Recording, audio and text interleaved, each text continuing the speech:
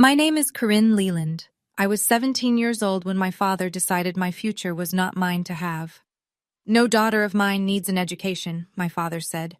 Then he ripped my college acceptance letter in half, right there at the dinner table, in front of my grandmother, my uncle, and my 14-year-old brother. That letter was everything: Penn State, a partial scholarship, 9 months of secret applications, late-night essays, and a school counselor who believed in me when no one else did. 9 years of cooking his meals, scrubbing his floors, and swallowing every dream I ever had. And he turned it into confetti on a dinner plate. I thought that was the worst moment of my life. I was wrong. Within 30 seconds, my grandmother did something that unraveled 20 years of my father's authority. And it all started with a piece of paper he didn't know existed. Before I go on, please take a moment to like and subscribe, but only if you genuinely connect with this story. Drop your location and local time in the comments. I'd love to know where you're listening from. Now, let me take you back to the fall of my senior year, the week everything changed. The house on Maple Street looked respectable from the outside. 2-story brick, white shutters, a lawn Gerald mowed every Saturday morning at exactly 7:15. Not because he enjoyed it, but because he needed the neighbors to see him doing it. Image mattered to my father. Control mattered more. Inside, every square inch operated on his terms. The thermostat stayed at 64 degrees in winter, because he said anything higher was wasteful. The television remote lived on the armrest of his recliner. His recliner, his channel, his schedule. Dinner was served at 6 sharp, and God help you if the salt wasn't on his side of the table. And that table, a heavy oak dining table with carved legs and a water stain in the shape of a crescent moon near the corner where I always sat, had been in the house since before I could remember. My grandmother bought it when she first furnished the place, 22 years ago. But my father called it my table, the way he called everything in that house my. This is my house, my rules. I heard that sentence every week, sometimes twice, sometimes before breakfast. I was 10 years old the first time he handed me a spatula and told me to make eggs. I burned them. He didn't yell. He just stared at me with this flat, quiet look that was somehow worse than yelling and said, "Your mother could do this in her sleep. Figure it out." So I figured it out. Eggs, then pancakes, then full dinners, roast chicken, mashed potatoes, green beans, the rotation he liked. I did the laundry. I scrubbed the bathroom tile on my knees. I packed my little brother Tyler's lunch every morning and walked him to the bus stop. I was not his daughter. I was his housekeeper. I just didn't have the words for it yet. He called it his house. But I'd learn later that he never owned a single nail in it. My mother's name was Diane. She had brown hair that curled at the ends without trying, and a laugh that made you feel like you were in on some wonderful secret. I know this because I was 8 years old when she died, and those 2 details are the ones I've held on to the tightest. Breast cancer, stage 3 by the time they caught it, stage 4 by Christmas. She was gone before the tulips came up in the yard she'd planted the spring before. After the funeral, my father changed. Or maybe he didn't change. Maybe the grief just burned away whatever thin layer of softness had been keeping the rest of him hidden. He moved through the house like a man sealing off rooms. First the photos came down. Every picture of my mother, off the walls, off the fridge, off the mantel, packed into a cardboard box and shoved into the garage behind the snowblower. I snuck one out. A small snapshot of her holding me at the county fair, cotton candy stuck to my chin, both of us laughing. I kept it pressed inside my biology textbook like a secret. Then the rules tightened. No mentioning Mom at the table. No crying where he could see it. No asking when things would feel normal again. "Your mother had dreams too," he said to me once when I was 12 and made the mistake of telling him I wanted to be a nurse someday. "Look where that got her." He said it the way you'd comment on the weather, just a fact, like dying was something she'd done on purpose to inconvenience him. I found out years later, from my grandmother, in a sentence she started and then stopped, looking away, that my father had forbidden my mother from going back to school. Diane had wanted to finish her nursing degree. He said no. She stayed. That was the first time I understood that silence in our family wasn't peace, it was obedience. My daily routine was simple, the way a cage is simple once you stop rattling the bars. 5:30, alarm. 5:45. Downstairs, coffee started. Eggs on the skillet. Gerald. I started calling him that in my head around 15, though never out loud. Liked his coffee black with exactly 1 sugar, and if I forgot the sugar, he'd push the mug to the center of the table without a word and wait for me to fix it. 6:15. Tyler's lunch packed, his backpack by the door. 6:30. Gerald's lunch packed too, because apparently a 47-year-old man couldn't manage a sandwich. 7. Bus stop with Tyler. 7:40. School. 3 o'clock. Home. 3:15. Dishes from the morning. Laundry if it was Monday or Thursday. Vacuuming if it was Wednesday. 5:30. Start dinner. 6. Serve. 6:45. Clear the table. Wash everything by hand because Gerald said the dishwasher was a waste of water. 8. Homework. Finally. 9:30 or later. Bed if I was lucky. He checked the fridge to make sure I'd shopped right. He checked my phone. A flip phone so old the hinge was held together with tape to make sure I wasn't wasting time. He didn't allow extracurriculars. No clubs, no sports, no friends over. You've got responsibilities, he'd say, like I was 40 with a mortgage instead of 17 with a geometry test. I know what you're thinking. Why didn't I leave? I was 17. I had $11 in a mason jar under my bed. I couldn't sign a lease, open a bank account, or enroll myself in school without a guardian. My Uncle Russell was too scared of Gerald to take me in, and if I fought back, if I made noise, Gerald had one threat that silenced everything. Keep it up, and I'll make sure your grandmother never sees you again. She was the only person left who made me feel like a person. So I stayed quiet. I stayed useful. I stayed. But that September, something arrived in the mail that changed everything, and it almost didn't reach me. Here's something Gerald didn't know. I applied to college. Not openly, not proudly. In secret, like a crime. It started with Mrs. Margaret Horner, my school counselor, a no-nonsense woman in her mid-50s with reading glasses on a beaded chain and a file cabinet she called the vault. She'd noticed things. The way I flinched when someone raised their voice in the hallway. The way I never stayed after school, never signed up for anything. Always rushed home like I had a curfew ticking down in my blood. One afternoon in January of my junior year, she asked me to stay for a minute. She closed her door, and she said, "Corinne, what do you want to do with your life?" No one had asked me that, ever. She helped me with everything. SAT prep books she lent from her own shelf. Application fee waivers. Essay drafts written during lunch in her office, the door closed, my handwriting shaking. We used the school's address as the return address on every application because Gerald checked the mailbox the way a warden checks cells, every day, without fail. But I also told my grandmother. One evening, from the phone in Mrs. Horner's office, I called Eleanor and told her everything. She listened without interrupting. Then she said, "Use my address as a backup. I'll watch for the letters." It was Eleanor who got the letter first. Penn State. Accepted. Partial scholarship. $12,000 a year. I'd need about $8,000 more for tuition and living, but it was real. It was possible. I cried in Mrs. Horner's office when Eleanor called to tell me. Quiet tears, the kind I'd trained myself to cry. No sound, no mess. "Don't worry about the money or the house," my grandmother said on the phone. "Just trust Grandma." I didn't understand the part about the house. Not yet. Eleanor said to tell Gerald at Sunday dinner. She'd be there. "Bring the letter," she said. "I'll handle the rest."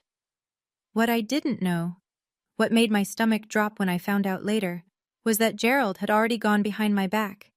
He'd contacted Rosie's Diner on Route 9 and arranged a job for me starting the week after graduation. Waitressing. 30 hours a week. He'd even signed my name on the application himself. He wasn't just keeping me from college. He was building a wall around my entire future brick by brick while I was still inside it. Sunday, 6 o'clock. I set the table the way I always did, Gerald's plate at the head, his water glass on the right, his napkin folded into a rectangle because he said triangles looked sloppy. Tyler's place to his left, Uncle Russell's across from Tyler, my grandmother's chair at the other end, nearest the kitchen, where she always sat, close to the door, I realize now, like someone who always kept an exit in sight. I'd cooked the usual rotation: roast chicken, mashed potatoes, green beans with garlic. Gerald's menu, Gerald's schedule, Gerald's rules. The smell of rosemary filled the kitchen, and I remember thinking how strange it was that something could smell like home and feel like a trap at the same time. Eleanor arrived at 5:45. She wore her camel cashmere coat, the one good thing she owned, the one she wore to every family dinner like it was armor. She kissed my forehead at the door, squeezed my hand once, and set her leather handbag, structured, dark brown, worn soft at the handles, on the floor beside her chair. I didn't notice how carefully she placed it. I didn't notice that it was heavier than usual. Gerald was in a good mood. That should have been my first warning. He came downstairs whistling, clapped Tyler on the shoulder, even said, "Smells good," as he sat down. A compliment so rare I almost dropped the serving spoon. I knew why he was cheerful. He thought next week I'd be filling ketchup bottles at Rosie's. His plan was working. My plan was under my seat cushion in a sealed envelope. I waited until everyone had their plates, until Gerald took his first bite and nodded, the way he did when the food met his standards, until the table was quiet. Then I pulled out the envelope. "Dad," I said. My voice was steady, but my hands weren't. "I got accepted to Penn State, with a scholarship." I held the envelope out to him like an offering, like a child showing a drawing to a parent and praying they'll put it on the fridge. Gerald set down his fork. He looked at the envelope the way you'd look at something dead on the side of the road, with a kind of distant, vaguely offended curiosity. He took it, pulled the letter out, read it slowly, his eyes tracking left to right, his jaw tightening with each line. Then his face went red. Not angry red, darker. The red of something that had been pressurized too long. He tore the letter in half. The sound, that clean, sharp rip, cut through the kitchen louder than any shout. He tore it again, 4 pieces. Then he dropped them onto his plate, right next to the chicken bones and the smear of mashed potatoes. "No daughter of mine needs an education," he said. Not yelling. Worse. Level. Absolute. Like he was reading a rule off a wall. "You're staying right here." He looked around the table. At Tyler, who stared at his plate. At Russell, who suddenly found his green beans fascinating. At Eleanor, who hadn't moved. "Nobody encourages this nonsense," Gerald said. "She's got a job at Rosie's starting next month. That's the end of it." I looked down at the pieces of my letter. 9 months of work, the late nights in Mrs. Horner's office, the essay I'd rewritten 11 times, the SAT I studied for using a prep book with someone else's notes in the margins. All of it sitting on a dinner plate soaking in gravy. Then Gerald leaned back in his chair and said the thing I will never forget. "Your mother had the same stupid ideas. Wanted to go back to school, be a nurse." He picked up his fork again. "And where is she now?" The table went silent. Even the clock on the wall seemed to hold its breath. He turned my mother's death into a weapon. Again. I wanted to cry, but I knew. The way you know fire is hot, the way you know ice is cold. That crying in front of Gerald meant losing. So I swallowed it. I sat there with my hands flat on my lap, and I swallowed it whole. Gerald wasn't done. He turned to my grandmother. She was sitting perfectly still at the end of the table, her hands resting on either side of her plate, her face unreadable. "This is your doing, isn't it?" he said, pointing his fork at her. "Filling her head with ideas. You've always coddled her, just like you coddled Diane." He said my mother's name like it tasted sour. "And look how that turned out." Eleanor said nothing. "Clear the table, Corinne," Gerald said without looking at me. "Now, this conversation is over." I stood up. Reflex. 9 years of muscle memory carrying me toward the sink before my brain could catch up. My hands were already reaching for his plate when I heard my grandmother's voice. "Sit down, Corinne." Quiet. Not loud. But something in it stopped me cold. A firmness I'd never heard from her before, like a door locking from the inside. Gerald's eyes snapped to Eleanor. "Ma, stay out of this. This is my house, my daughter, my decision." Uncle Russell shifted in his seat. "Gerald, maybe we should talk about this." "You don't get a vote either," Gerald cut in without breaking eye contact with Eleanor. Then he turned back to me. And while we're at it, I called Penn State on Thursday. Tried to withdraw your application myself. Told them I was your father, your guardian. His lip curled. They said they needed your signature, some policy nonsense. He leaned forward. So, you're going to sign that withdrawal form tonight. Right here at this table, in front of everyone. That was his real plan. Not just the letter. He wanted me to kill my own future with my own hand, witnessed by my own family. A public execution of the only dream I had left. My grandmother sat still for exactly 30 seconds. I know, because I was counting. 30 seconds is longer than you think when the only sound is a clock ticking and your own heartbeat and the faint scrape of Gerald's fork against porcelain because he had actually gone back to eating, that confident that he'd won. 1 Mississippi. The refrigerator hummed. 10 Mississippi. Tyler stared at the torn pieces of my letter like he was trying to put them back together with his eyes. 20 Mississippi. Uncle Russell's hand was wrapped around his water glass so tight his knuckles were white. 30. My grandmother set her napkin down. She folded it, neat, precise, placed it to the right of her plate the way she always did, like even this small act deserved dignity. Then she pushed her chair back and stood up. She moved slowly. Not frail, deliberate. She walked to the coat closet by the front door and took out her camel cashmere coat. She put it on, one arm at a time, and buttoned it at the waist with steady hands. Gerald looked up from his plate. Where are you going? Dinner's not over. Eleanor walked back to the table. She stood behind her chair. She looked at my father, not through him, not past him, but directly at him, the way you look at someone you finally stopped making excuses for. And she said 2 words. Pack her bags. Gerald laughed.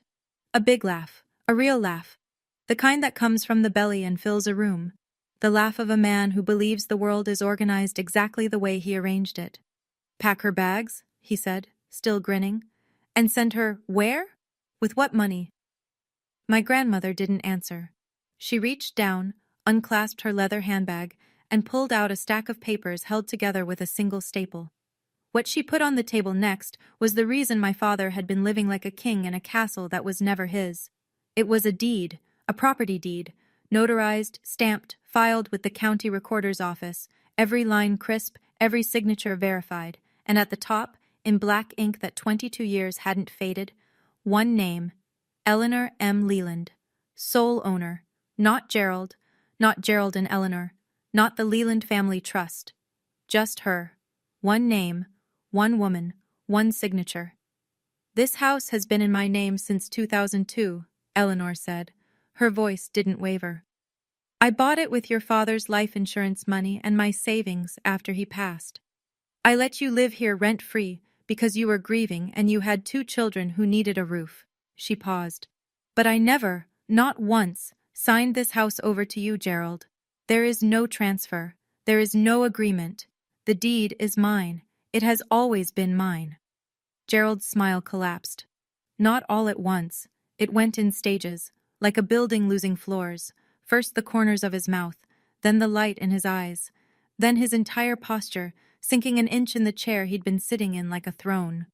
He looked at the deed. He looked at Eleanor.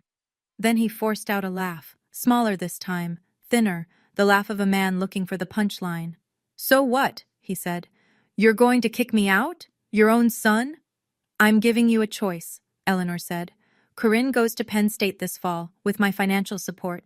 You let her go. You support her, and you keep living here. She tilted her chin slightly. Or you fight this, and I call my attorney tonight. Uncle Russell leaned forward and picked up the deed, reading it. His eyebrows climbed his forehead. He set it down without a word, but the look he gave Gerald was one I'd never seen from him before. Something between shock and a quiet, long overdue recognition. Tyler's mouth was open. He was looking at me, then at Eleanor, then back at me, like he was watching the world rearrange itself. And me? I sat there staring at that piece of paper, and one thought repeated itself over and over. 20 years. He told us this was his house. He made every rule, controlled every corner, decided who ate, who spoke, who mattered. All of it built on a lie he never bothered to verify.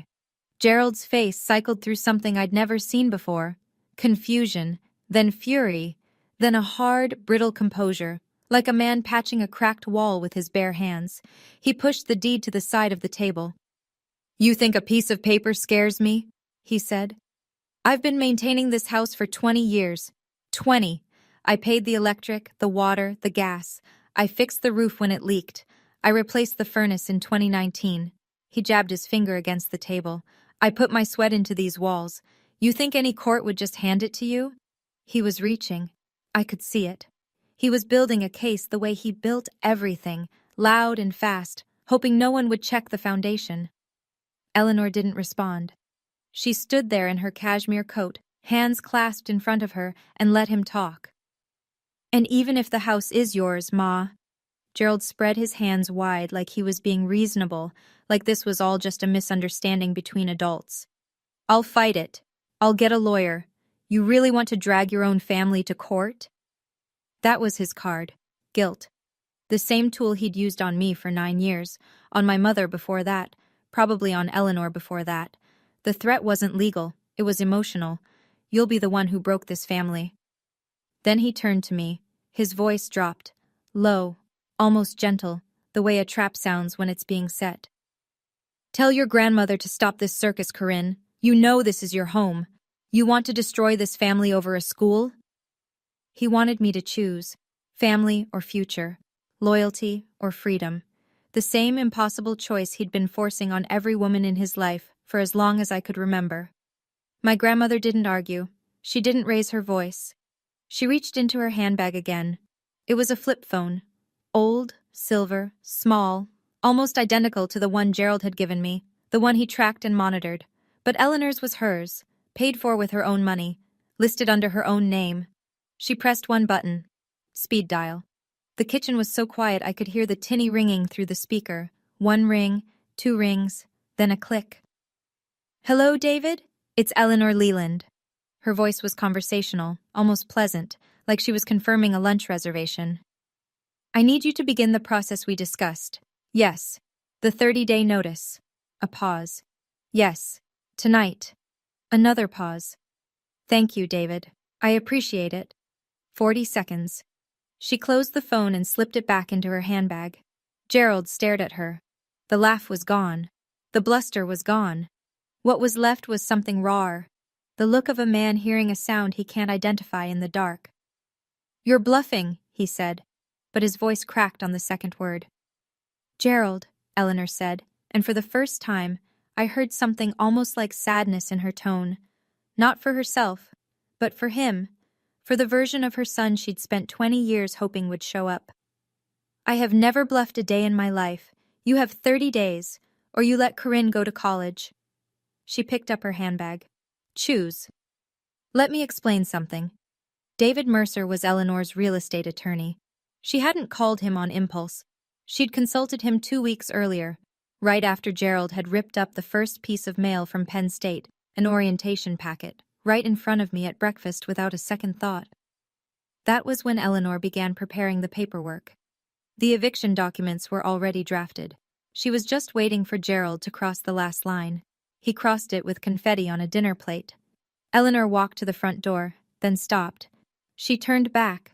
Not to Gerald, but to me. "Pack a bag, honey. You're coming home with me tonight."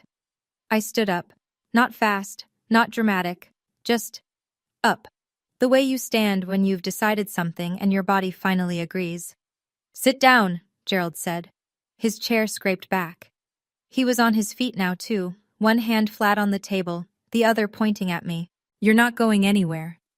I looked at my father. Not at his hand, not at the floor, at him. And for the first time in 9 years, I didn't drop my eyes. "I've been sitting down for 9 years, Dad. I'm done." His mouth opened, but nothing came out. I genuinely think, it was the first time anyone in that house had said no to him and meant it. I walked upstairs. My room was small, the smallest bedroom, the one with the window that didn't lock properly, and the ceiling stain shaped like a boot. My backpack, a faded JanSport I'd had since freshman year, was already half packed. Mrs. Horner had told me months ago to keep a go bag ready. Just in case, she'd said. At the time, I thought she was being dramatic. She wasn't. I grabbed it. Clothes, toothbrush, the SAT prep book, my journal. Then I reached into my biology textbook and pulled out the photo of my mother at the county fair. Cotton candy, laughter, a version of my life that cancer and Gerald had erased.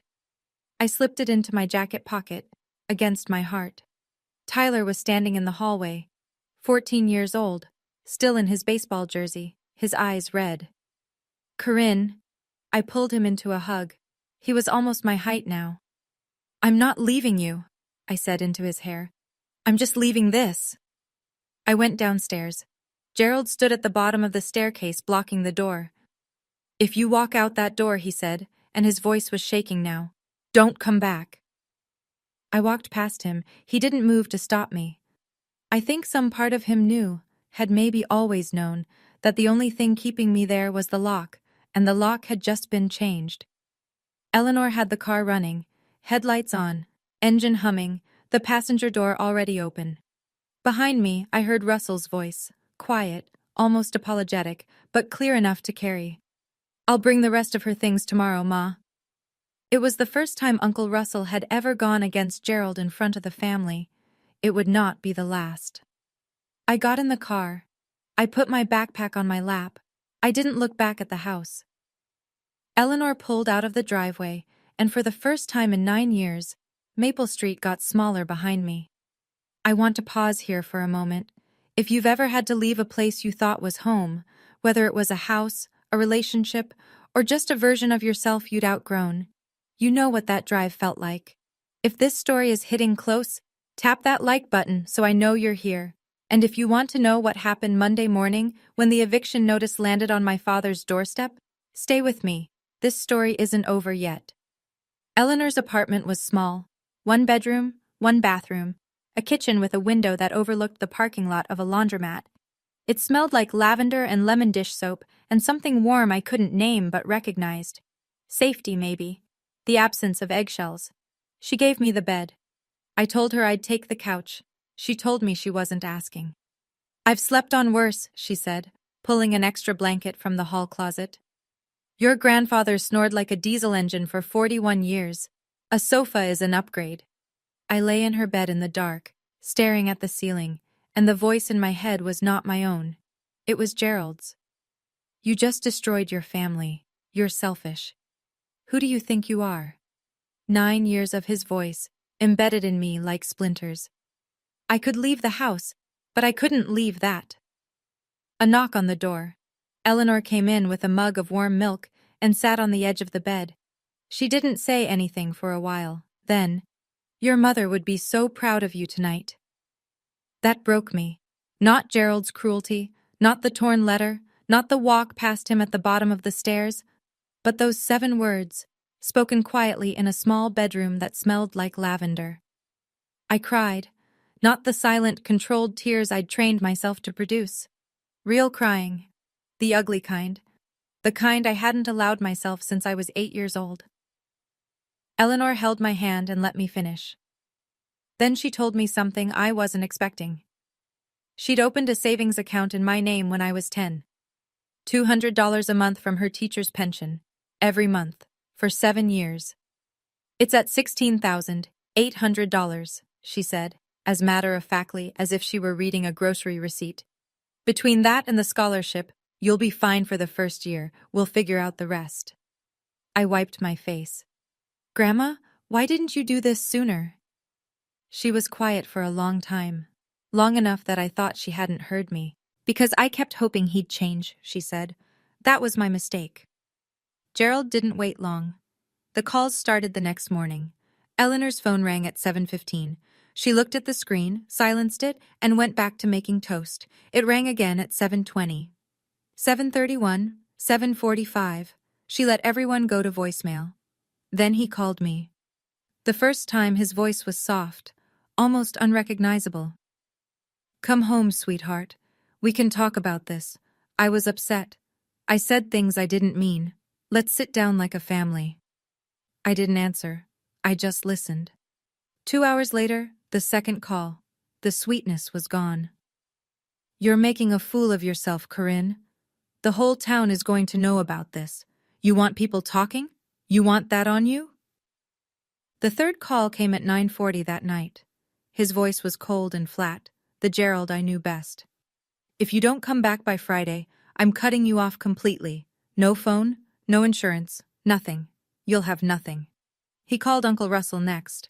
Russell told me later, quietly, almost ashamed, that Gerald said, "You help them, you're dead to me. I mean it." On Tuesday, Gerald showed up at my school. He walked into the front office and demanded to see me. The receptionist, a woman named Linda who'd worked there 20 years and did not care for men who raised their voices in her lobby, told him he needed an appointment. He didn't have one. Mrs. Horner was alerted. She pulled me out of third-period history and walked me to her office through the back hallway. "He's in the building," she said, her hand on my shoulder. "You're safe. He can't get past Linda." That evening, Gerald posted on Facebook. I saw it because 3 classmates sent me screenshots within an hour. "My daughter ran away because her grandmother is manipulating her. She's a confused teenager being used by a bitter old woman. Please pray for our family." 47 likes. 12 comments saying they'd pray. 6 saying, "Stay strong, Gerald." He was rewriting the story with himself as the victim. And in a small town where everybody knew everybody, that story traveled fast. Small towns are beautiful until you need one to mind its own business. Within 3 days, the version of events circulating through our zip code bore almost no resemblance to reality. Eleanor was the villain, a controlling grandmother overstepping boundaries, turning a teenage girl against her loving, hard-working father. Gerald was the victim, a widower, a single dad, a man who'd sacrificed everything and was being punished for it. A neighbor named Doris, the kind of woman who attended every funeral in town whether she knew the deceased or not, called Eleanor on Wednesday. "How could you do this to Gerald?" she said. "He lost his wife. Now you're taking his daughter? That poor man." Eleanor, to her credit, didn't hang up. She said, "I appreciate your concern, Doris. This is a family matter," and ended the call politely enough that Doris couldn't repeat anything damaging. At school, it was worse. Kids I barely knew stopped me in the hallway. "Is it true your grandma kicked your dad out? I heard you ran away. Are you okay?" One girl from my English class said, loud enough for everyone to hear, "My mom says your dad is heartbroken." I smiled. I nodded. I kept walking. But each comment was a small cut, and by Thursday afternoon, I had enough cuts to bleed. Gerald knew exactly what he was doing. He texted me screenshots of the Facebook comments, the sympathy, the prayers, the outrage on his behalf. Then one line, "See? Everyone knows what you're doing is wrong." And for one terrible moment, sitting in Mrs. Horner's office with the door closed and my backpack at my feet, I believed him. Maybe I should just go back, I thought. Maybe he's right. Maybe this isn't worth tearing everything apart. And then, Monday morning, something arrived at my father's door. The process server was a man named Phil who drove a gray Honda Civic and had the emotional range of a filing cabinet. He knocked at 8:15 in the morning. Gerald opened the door in his work boots and undershirt, a mug of coffee in his hand, coffee he'd made himself for the first time in over a week, badly, according to Tyler. Phil handed him the envelope. Gerald signed. Phil left. Inside, a 30-day notice to quit, issued pursuant to 68 Pennsylvania Consolidated Statutes Section 250.501. Property address, 114 Maple Street. Owner, Eleanor M. Leland.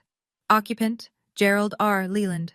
The notice informed Gerald that he had 30 days to vacate the premises or face a formal eviction action filed with the Magisterial District Court. It was real. It was legal. It was happening. Gerald called Eleanor immediately. I know because I was sitting at her kitchen table eating cereal when her phone rang and she put it on speaker. "You can't do this to your own son!" His voice came through distorted, the way sound warps when someone is screaming into a small microphone. "I gave you a choice, Gerald," Eleanor said. She was holding her coffee with both hands, looking out the window at the laundromat parking lot. "You made yours." She hung up. Gerald went looking for a lawyer. In a town our size, the options were limited. The first attorney he called, a woman named Janet Polk, declined. Conflict of interest. She'd already consulted with Eleanor on a separate matter years ago. The second lawyer, a man 2 towns over, agreed to review the case. After looking at the deed, the tax records, and the complete absence of any lease or written agreement, he told Gerald the truth. If the deed's in her name and there's no lease, you're a month-to-month tenant at best. She has every right to do this. That same evening, Tyler called me from his friend's phone. His voice was small and careful, the way you talk when someone is sleeping in the next room. "Dad hasn't cooked once since you left," he whispered. "He doesn't know where the plates are." That night, Eleanor and I sat on her sofa with mugs of chamomile tea, and she told me the truth. The whole truth. The version she'd been carrying for decades. "Your grandfather," she began, and stopped. She took a sip, started again. "Harold was a good provider. People liked him, but behind our front door, he was a different man. He decided what I wore, where I went, who I could talk to. I wanted to teach. I had the degree, I had the certification, but he said a wife's place was in the home." She looked at her hands. "I lost 15 years waiting for him to change his mind." She didn't teach until Harold died. She was 51 years old on her first day as an elementary school teacher. 51. When I saw Gerald doing the same thing to Diane, I thought I was watching a rerun of my own life. Eleanor set her mug down. "I told your mother to leave," she said. "I can't. He'll take the kids." Eleanor's voice thinned. She was right, probably. And then she got sick, and it didn't matter anymore. "The house." She explained it plainly. After Harold died, his life insurance paid out. Not a fortune, but enough. Eleanor combined it with her teaching savings and bought the house on Maple Street outright in 2002. Gerald had just lost Diane. Tyler was 5, I was 8. He needed stability, and she gave it to him, rent-free, no questions asked. But she never transferred the deed. "I told myself it was because the paperwork was complicated," she said. "That was a lie. The truth is, I knew. I knew who Gerald was becoming, and I kept that deed because somewhere in the back of my mind, I believed that one day I might need it." She was right. It just took 20 years. She reached under the sofa cushion and pulled out a manila folder. Property tax records, every year, all 22 of them. Her name on every receipt. A printout of an email from David Mercer confirming the title was clear. Then she said something that made the room go very still. "There's one more thing. Your mother left you a letter." I asked about the letter. Eleanor shook her head. "Not yet, sweetheart. When you're ready." I wanted to argue, but something in her face told me she'd been guarding that letter for 9 years, and she wasn't going to hand it over at 11 o'clock on a Tuesday. She'd know the right moment. She always did. So instead, we prepared. David Mercer's office was above a hardware store on Main Street. He was a calm, gray-haired man in his 60s who spoke in complete sentences and kept a framed photo of his golden retriever on his desk. Not the kind of lawyer you see on television, the kind you actually need. He walked us through everything. The deed was unambiguous. Eleanor was the sole legal owner. Gerald had no lease, no rental agreement, no written promise of any kind. Under Pennsylvania law, he was what's called a tenant at will, someone occupying property with the owner's permission, which the owner could revoke with proper notice. "The 30-day notice has been served," David said. "If he doesn't vacate, we file for eviction with the Magisterial District Court. A hearing will be scheduled within 10 days of filing." He looked at me. "How old are you, Corinne?" 17. I turn 18 in July. He nodded. "Your grandmother can serve as your financial sponsor for Penn State. Once you're 18, your options expand further." Mrs. Horner, meanwhile, had been working the other side. She contacted Penn State's admissions office to confirm my acceptance was still active. Gerald hadn't managed to withdraw it because they required my signature, which he didn't have. The financial aid office walked us through the numbers. Eleanor's savings plus the scholarship covered year 1, with room to apply for additional aid. Mrs. Horner helped me file a FAFSA with a dependency override, supported by a letter she wrote herself documenting my home situation. For the first time, my future wasn't a dream someone could tear up at a dinner table. It was a file, a folder, signatures, stamps, and numbers that added up. For the first time, I wasn't asking for permission. I was filing paperwork. Gerald did not go quietly. He found a lawyer, a man named Craig Weiss from a town 40 minutes away, the kind of attorney who took cases on contingency and asked questions later. Within a week, Weiss filed a response to the eviction. Gerald claimed adverse possession and cited a verbal agreement in which Eleanor had allegedly promised to transfer the house upon his retirement. There was no such agreement. Eleanor told David Mercer this with the same calm she applied to everything. "I never said that. Not once. Not ever." But Gerald wasn't relying on truth. He was relying on delay and intimidation, two things he'd been perfecting his entire life. Weiss sent a letter to Eleanor suggesting she was being unduly influenced by her granddaughter. The letter used the phrase potential elder exploitation and hinted that Gerald might contact the Department of Aging if Eleanor didn't reconsider. So Gerald did exactly that. He called the county's Area Agency on Aging and reported that his 72-year-old mother was being financially manipulated by a minor. A caseworker came to Eleanor's apartment on a Thursday afternoon. Her name was Beth, and she was thorough. She interviewed Eleanor alone for 45 minutes. She reviewed the deed, the bank records, the correspondence with David Mercer. She asked Eleanor 3 times, in 3 different ways, whether she was being pressured by anyone. Eleanor answered each time the same way. "I am of sound mind. I have my own attorney, and I am making this decision freely." Beth closed the case the same day. "No evidence of exploitation," the report read. "Client is alert, oriented, and represented by counsel." That Friday night, Gerald showed up at Eleanor's apartment at 11 o'clock. He pounded on the door hard enough to rattle the chain lock. "You're going to regret this, Ma!" he shouted. "Both of you!" Eleanor called the police. They arrived in 9 minutes. Gerald was escorted to his truck and given a verbal warning.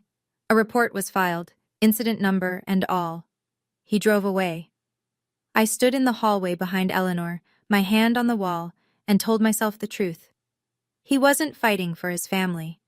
He was fighting for control, and he was losing it. But there was something Gerald didn't know, something my grandmother had been carrying for 9 years. Tyler called on a Saturday morning, whispering so fast I had to ask him to slow down twice. "I found something," he said. "In Dad's desk, the bottom drawer, the one he keeps locked. He left the key in his jacket and I looked." What Tyler found was a manila folder. Inside it, every piece of college mail that had ever been sent to me. Not just the Penn State acceptance. There were letters from Temple University, a brochure from the University of Pittsburgh, a SAT score report I'd never seen. All of it intercepted from the mailbox over the past year, shoved into a drawer and locked away. My father hadn't made a rash decision at a dinner table. He'd been systematically erasing my future for months. Tyler took photos with his friend's phone and sent them to me. I sat on Eleanor's couch and scrolled through image after image. Envelopes with my name on them, opened, read, and hidden by the man who was supposed to protect me. And then, at the bottom of the folder, Tyler found something else. A congratulations card, addressed to me, postmarked 8 years ago. The handwriting was unfamiliar. The return address was in Philadelphia. It was from my Aunt Patricia, my mother's sister. The woman Gerald told me wanted nothing to do with us after the funeral. The woman he said had moved on and forgotten about you. She'd written, "Corinne, honey, congratulations on starting high school. Your mama would be so proud. I think about you every single day. Love, Aunt Patty. 8 years. He'd kept her from me for 8 years. I don't want to be like him, Corinne," Tyler said, and his voice broke on my name. Gerald did not vacate the house. 30 days came and went. He stayed on Maple Street like a man who believed that stubbornness was the same as a legal right. So Eleanor and David Mercer filed for formal eviction with the Magisterial District Court, and a hearing was scheduled for a Tuesday morning, 3 weeks later. The courtroom, if you could call it that, was a small room in the municipal building off Route 6. Fluorescent lights, wood-paneled walls, an American flag in the corner that leaned slightly to the left. 5 rows of wooden benches for spectators, a raised desk for the judge, no jury, just people and paper. Gerald sat on the left side with Craig Weiss. He was wearing a dress shirt, light blue, ironed, the first time I'd ever seen him in anything but flannel or a work polo. khaki pants with a sharp crease. But his work boots peeked out beneath the cuffs, scuffed and familiar, and somehow that detail made me sadder than anything. Eleanor sat on the right with David Mercer. She wore a navy blazer over a white blouse, her silver hair in a low bun, her posture the kind of straight that comes from decades of standing in front of a classroom. She looked like exactly what she was, a retired teacher who had done her homework. I sat in the first row behind Eleanor. My hands were in my lap. My backpack was at my feet. Behind us, Uncle Russell, who had driven 40 minutes to be there. A few faces I recognized from town, people who'd seen the Facebook post, heard the gossip, and come to watch. The court clerk, a young woman with a laptop, recorded everything. The room was small, but it had an audience. And audiences change the way people behave. Or, in Gerald's case, the way they reveal themselves. Judge Morrison entered, a woman in her early 60s, silver reading glasses, no nonsense. She sat down, opened the file, and said, "Let's begin." Craig Weiss went first. He spoke quickly, building Gerald's case like a man stacking cards on a windy day. Gerald had maintained the property for 2 decades. Gerald had paid utilities. Gerald had invested significant sweat equity into the home. There was, Weiss argued, an implied agreement that Eleanor would eventually transfer ownership. Judge Morrison listened. She did not interrupt. She took notes. David Mercer stood up. He was quieter than Weiss, slower, and somehow more devastating for it. He presented the deed. Filed with the county recorder's office in 2002, Eleanor M. Leland, sole owner.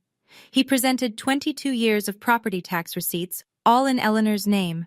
He presented a title search confirming no liens, no transfers, no co-owners, no encumbrances of any kind. "Your Honor," Mercer said, "the deed is unambiguous. My client is the sole legal owner. There is no lease, no written agreement, and no evidence, written or otherwise, of a promise to transfer. Mr. Leland is, at best, a tenant at will. The 30-day notice was properly served." Judge Morrison turned to Gerald. She removed her glasses. "Mr. Leland," she said, "can you present any written document, a lease, a contract, a letter, anything at all, that shows your mother agreed to transfer ownership or grant you a permanent right to reside in this property?" Gerald looked at Weiss. Weiss looked at the table. It was understood," Gerald said. He leaned forward. "She's my mother. Mothers don't need a contract with their sons." Judge Morrison put her glasses back on. "Mr. Leland, this court deals in documents, not assumptions." She reviewed the file for another 60 seconds. Then she ruled. Eleanor had the legal right to evict. Gerald was ordered to vacate within 15 days, reduced from 30 because, as Judge Morrison noted, Gerald had already been given the original 30-day notice and had chosen to ignore it. Gerald shot to his feet. His chair scraped back against the tile floor loud enough to make the clerk flinch. "This is insane!" he shouted. "She's doing this because of a girl who wants to go to school?" The room went silent. Every person on those wooden benches heard it. Russell closed his eyes. The court clerk's fingers hovered over her keyboard. Judge Morrison stared at Gerald over her glasses for a full 3 seconds before saying, "Sit down, Mr. Leland." He sat. But the words were already out. And every person in that room understood exactly what kind of man was saying them. "Did you hear what my father just said? In a courtroom, in front of a judge, in front of witnesses. Because of a girl who wants to go to school. A girl. Wanting to learn." That was the emergency. If that sentence hit you the way it hit me, drop a comment below. I read every single one. And if you're in the middle of your own fight right now, you're not alone. Subscribe and come with me to the end. The next part is the part I'll never forget. The courthouse parking lot was half empty and too bright. One of those crisp fall mornings where the sun hits the asphalt at an angle that makes everything look overexposed, like a photograph with the contrast turned up too high.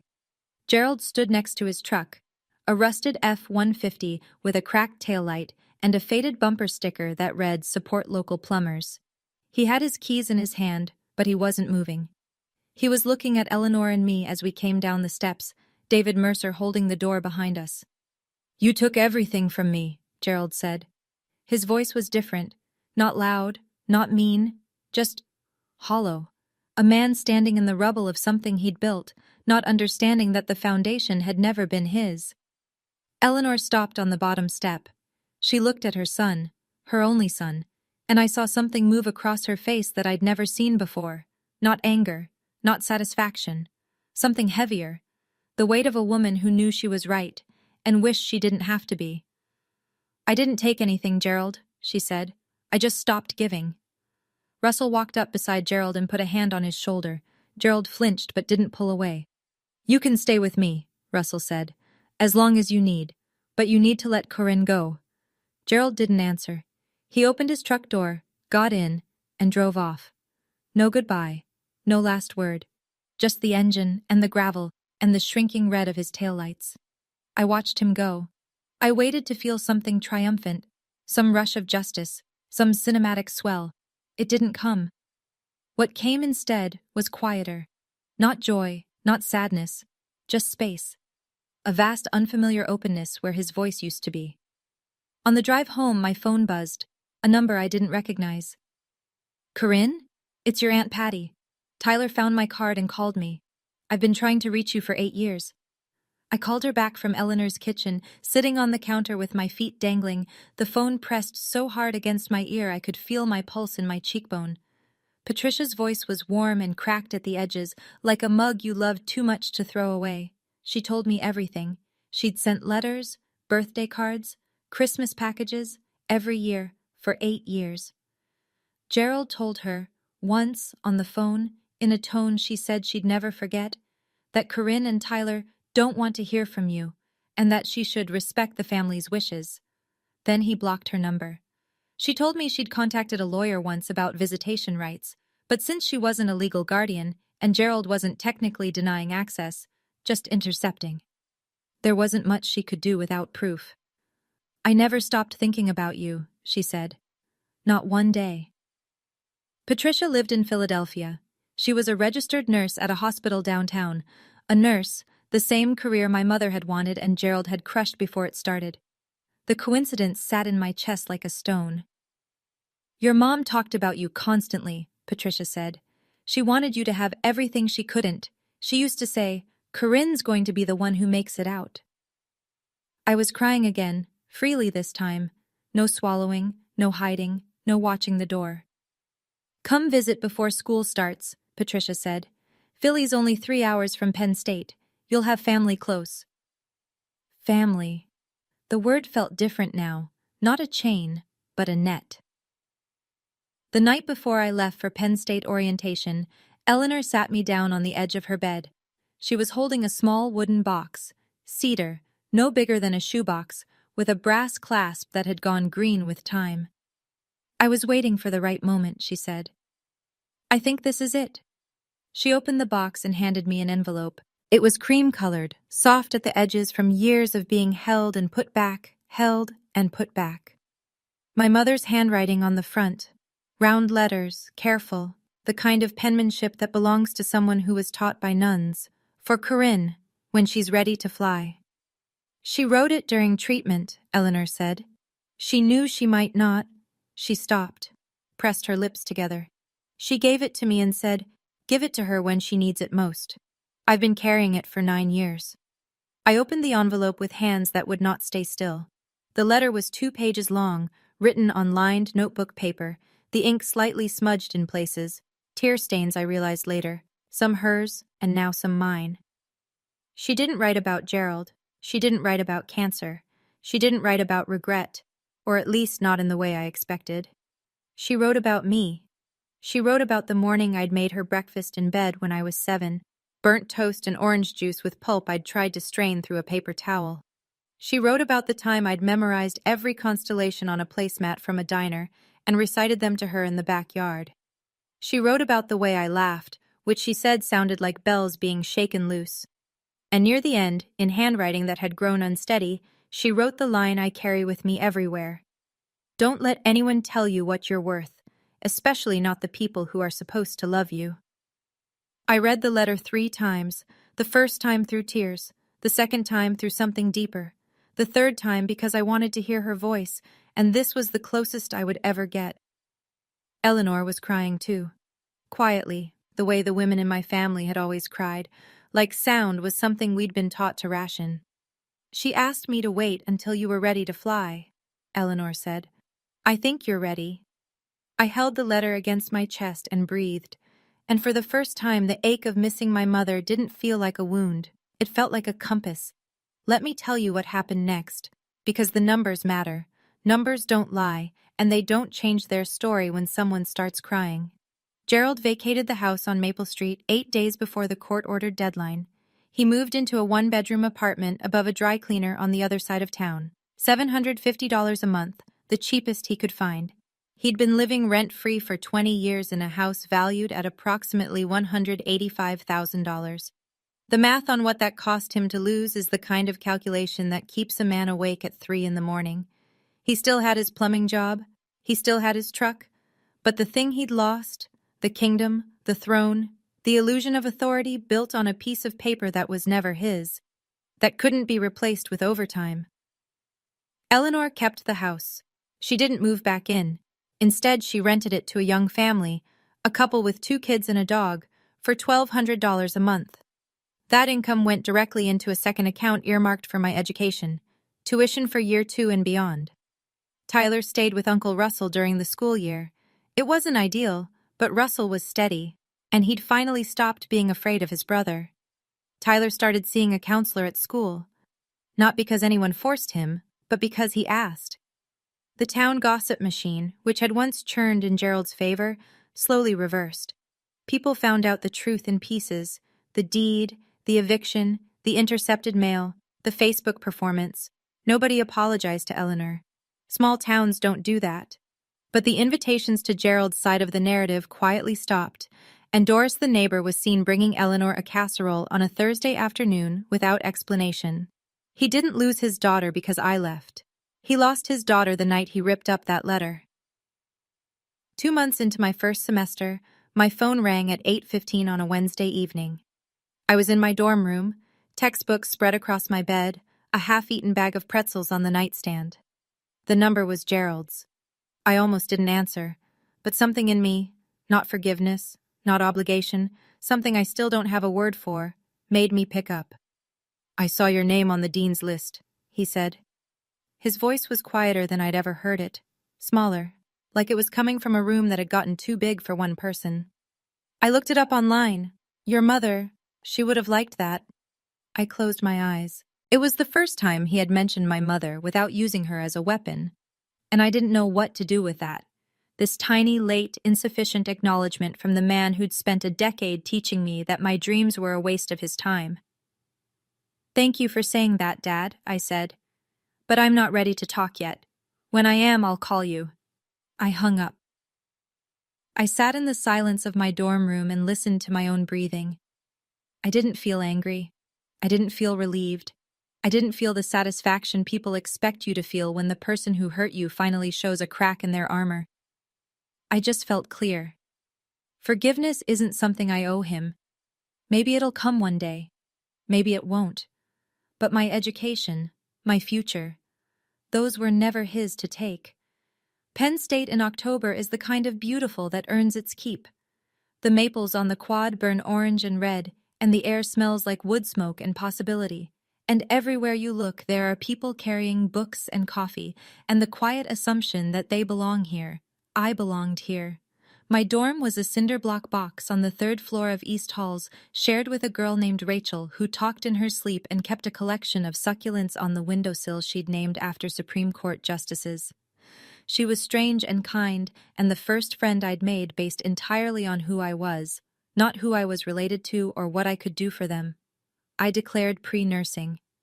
Not because Aunt Patricia was a nurse, not because my mother had wanted to be one, but because somewhere between the burnt toast and the biology textbook, and the 9 years of taking care of everyone but myself, I'd realized I was good at caring for people. And I wanted to do it on my own terms, for people who actually needed it, in a place where it counted. Eleanor called every Sunday night at 7. We talked about her week, my classes, the tenants in the Maple Street house, the weather, normal things. She never brought up Gerald unless I did. Tyler FaceTimed every Wednesday. He was growing. His voice was changing. He'd joined the track team at school, the first extracurricular a Leland kid had been allowed to do in a decade. Aunt Patricia invited me to Philadelphia for Thanksgiving. I went. She made my mother's stuffing recipe. I didn't cry, I just ate 2 helpings and asked for the recipe, and Patricia smiled like I'd given her something she'd been waiting years to receive. On my desk in the dorm, between a second-hand laptop and a stack of anatomy flashcards, I kept 2 things: the photo of my mother at the county fair and her letter, pressed flat inside a clear plastic sleeve so the ink wouldn't fade. Nobody here told me I can't, and that still felt new. I'm not going to stand here and tell you what to do with your life. I'm 20 years old. I'm still figuring out my own. But I can tell you what I learned. I learned that silence isn't loyalty. My grandmother was silent for 20 years because she loved her son and kept hoping he'd become the man she raised him to be. That silence cost my mother her dream. It almost cost me mine. Eleanor would be the first to tell you, waiting isn't patience when someone is drowning. I learned that power doesn't have to be loud. My father shouted, he slammed, he controlled every room he walked into by making everyone afraid to breathe wrong. My grandmother sat quietly at the end of a dinner table and changed my entire life with a deed, a phone call, and 6 words: pack her bags and choose. She didn't save me with magic. She saved me with paperwork and patience. And I learned that leaving isn't the same as giving up. I didn't abandon my family when I walked out of that house with a JanSport backpack and a photo in my pocket. I left a system that was designed to keep me small, and the moment I stepped outside, I started growing. If you're in a house where your dreams get torn up at the dinner table, I hope you find your Eleanor. Or maybe you are someone's Eleanor. And if you are, don't wait as long as she did. That's my story. Thank you for staying until the end. It means more than you know. If this reached you, hit that like button and subscribe. Turn on notifications so you don't miss the next one. I want to hear your story. Drop it in the comments or send me a message. Every story matters, especially the ones that almost didn't get told. And if you want to hear another one, check the link in the description. There's a story there that's been waiting for you. I'll see you in the next one.